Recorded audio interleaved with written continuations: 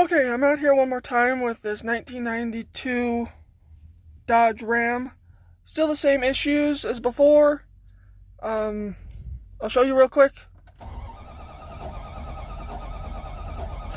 Just will not kick. And there's enough oil in there, but it's showing low and the oil lamp is on now.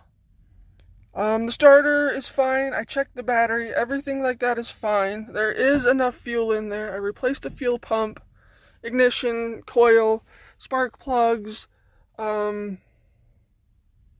distributor cap. Alternator's pretty much new. Did that, I think, last year. But I figured out how to get it to throw codes for me since I don't have an OBD1 machine. And it was throwing 5 at first. Now it's only throwing 2. It's throwing a code 12 and a code 37. Now my book says the code 37 is torque converter lockup solenoid circuit. I just replaced that. I dropped the tranny. You'll see that in Tuesday's video that I got coming out this Tuesday. It's a long rambly video, but I show doing that. I did that, but it's still coming up. And my book does not have a code 12, so I'm not quite sure what to do.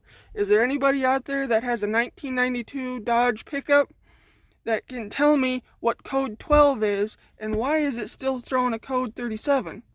Because I erased the first codes and these are the codes that keep popping up now. Any help would be grateful. Code 12, code 37, 1992 Dodge pickup.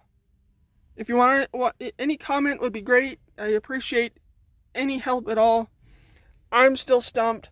I'm trying my best, but apparently my best isn't good enough because I still can't get it to start.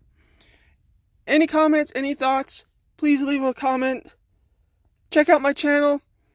Tuesday's video is all about this truck. Any help would be grateful.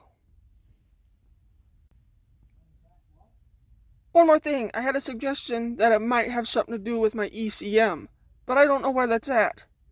So any help, I would greatly appreciate it. Please leave a comment down below.